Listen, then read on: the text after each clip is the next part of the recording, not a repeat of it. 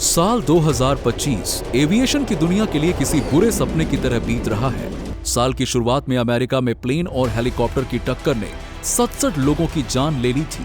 इसके बाद 12 जून 2025 को अहमदाबाद में एयर इंडिया फ्लाइट 171 के साथ हुए भयानक हादसे में 260 लोगों को अपनी जान गंवानी पड़ी। और अब रूस के अमूर रीजन में अंगारा एयरलाइंस का लगभग 50 साल पुराना एंटोनोव 24 प्लेन क्रैश हो गया, जिसमें 49 लोगों को अपनी जान गंवानी पड़ी। लेकिन ये हादसा हुआ कैसे? आखिर क्यों 50 साल पुराने प्लेन को अंगारा एयरलाइंस अभी भी यूज कर रही थी? ऐसे कई सवालों के जवाब के साथ ये कहानी है अंगारा एयरलाइंस की फ्लाइट 2311 की।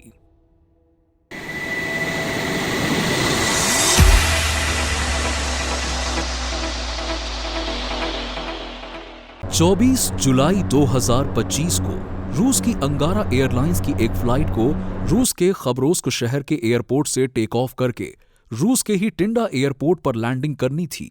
हालांकि बीच में ही फ्लाइट को ब्लागोवेस्चेंस्क शहर में भी रुकना था। फ्लाइट ने अपने शेड्यूल टाइम पर खबरोस्क से टेक ऑफ किया और सुरक्षित रूप से ब्लागोवेस्चेंस्क शहर में लैंडिंग की। इसके बाद फ्लाइट को अपने आगे की जर्नी स्टार्ट करनी थी, जिसमें प्लेन को यहां से टेक ऑफ करके रूस के टिंडा शहर के एयरपोर्ट पर लैंड करना था। इस फ्लाइट का नंबर था अंगारा एयरलाइंस फ्लाइट 2311। प्लेन की बोर्डिंग सही समय पर हुई और प्लेन ने अपने शेड्यूल टाइम पर टेक ऑफ किया।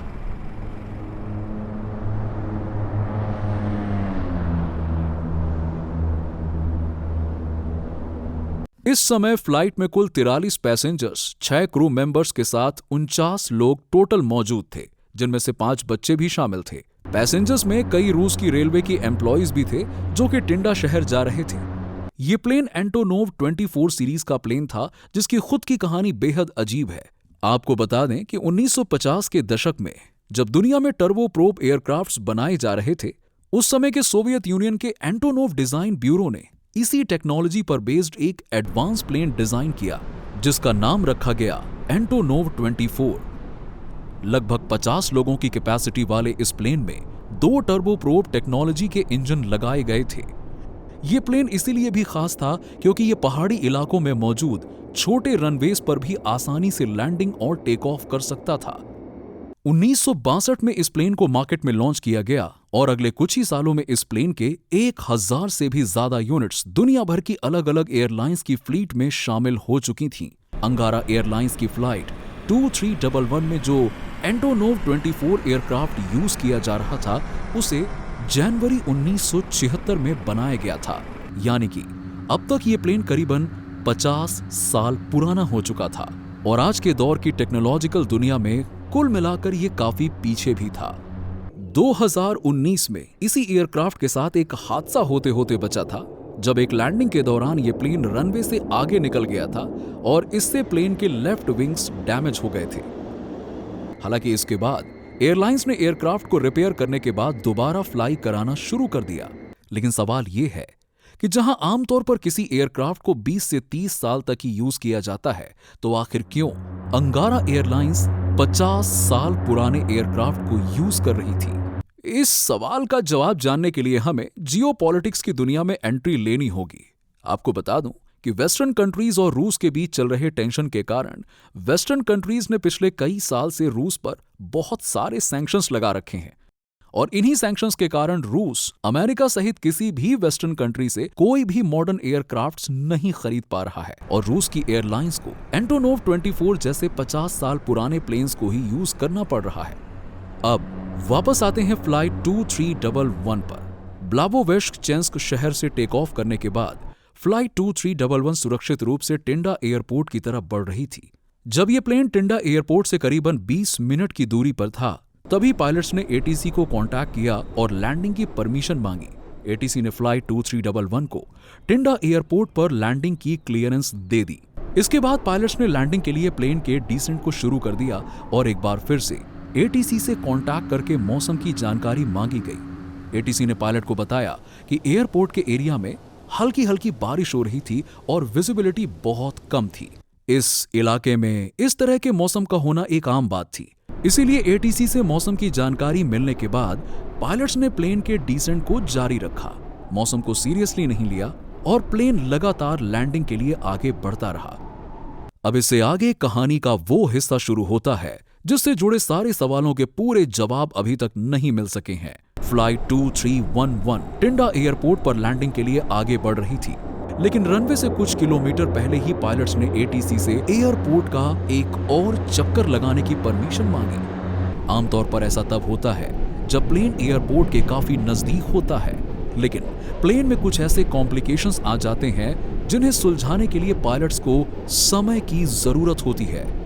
इस दौरान प्लेन लैंड करने के बजाय एयरपोर्ट का एक और चक्कर लगाता है और पायलट्स प्लेन में आई कॉम्प्लिकेशंस को ठीक करने का प्रयास करते हैं। फ्लाइट 2311 के पायलट्स द्वारा एयरपोर्ट का एक और चक्कर लगाने की रिक्वेस्ट को एटीसी ने एक्सेप्ट कर लिया और पायलट्स ने एक बार फिर से प्लेन के लीवर को ऊपर कर दिया।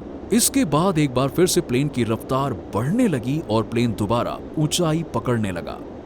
हालांकि वो कौन से कॉम्प्लिकेशंस थे जिनके कारण पायलट्स ने एयरपोर्ट का एक और चक्कर लगाने का फैसला किया, ये बात अभी तक सामने नहीं आई है। इसकी एक वजह इस क्षेत्र का मौसम भी हो सकता है। रूस का अमूर रीजन घने जंगलों वाला इलाका है। ऐसे क्षेत्र में मौसम किसी भी वक्त बदल सकता है। संभावना है, ऐसी पॉसिबिलिटीज हैं कि लैंडिंग से ठीक पहले पायलट्स को रनवे से अप्रोच करने में प्रॉब्लम आ रही होगी, जिसकी वजह से उन्होंने एयरपोर्ट का एक और चक्कर लगाने का फैसला किया होगा। एयरपोर्ट का एक और चक्कर लगाकर वापस आने में आमतौर पर एक प्लेन को लगभग 20 से 30 मिनट का समय लगता है।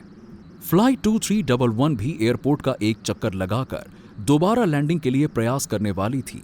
अभी ये फ्लाइट एयरपोर्ट से करीबन 16 किलोमीटर की दूरी पर थी और अचानक से प्लेन के कॉकपिट में वार्निंग अलार्म बजने लगा, लो टेरन, लो टेरन, लो टेरन। लेकिन तब तक बहुत देर हो चुकी थी। इससे पहले कि पायलट्स कुछ कर पाते, फ्लाइट 2311 एटीसी के रडार से गायब हो गई। एटीसी ने फ्लाइट को दोबारा कांटेक्ट करने का प्रयास किया, लेकिन सफलता हाथ नहीं लगी। फ्लाइट 2311 कम इन, क्या आप मुझे सुन सकते हैं? फ्लाइट 2311, फ्लाइट 2311 कम इन। जब अगले कुछ मिनट तक फ्लाइट 2311 एटीसी के रडार पर वापस नहीं आई, तो एटीसी ने इमरजेंसी डिक्लेयर करते हुए लोकल अथॉरिटीज को अलर्ट किया। इसके तुरंत बाद रेस्क्यू ऑपरेशन शुरू किया गया। थोड़ी देर बाद रेस्क्यू ऑपरेशन के लिए हवा में उड़ रहे रेस्क्यू टीम के एक MI-8 हेलीकॉप्टर को घने जंगलों के बीच आग का गुबार उठता हुआ दिखाई दिया। रेस्क्यू टीम को इस आग के पीछे की वजह समझने में देर नहीं लगी। दरअसल फ्लाइट 2311 लैंडिंग का दूसरा प्रयास करने से पहले ही घने जंगलों में क्रैश होकर आग के गोले में बदल गई थी। ये आग इतनी भयानक थी कि इसमें किसी के भी जिंदा बचने की कोई संभावना नहीं थी। लेकिन अभी भी एक्सीडेंट वाली जगह पर पहुंचना एक चुनौती थी, क्योंकि ये इलाका बेहद घने जंगलों वाला था। करीबन 1 घंटे के बाद लोकल अथॉरिटीज की रेस्क्यू टीम एक्सीडेंट वाली जगह पर पहुंची और रेस्क्यू ऑपरेशन शुरू किया। इस एक्सीडेंट में प्लेन में मौजूद सभी 49 लोगों की सांसें हमेशा हमेशा के लिए थम गईं।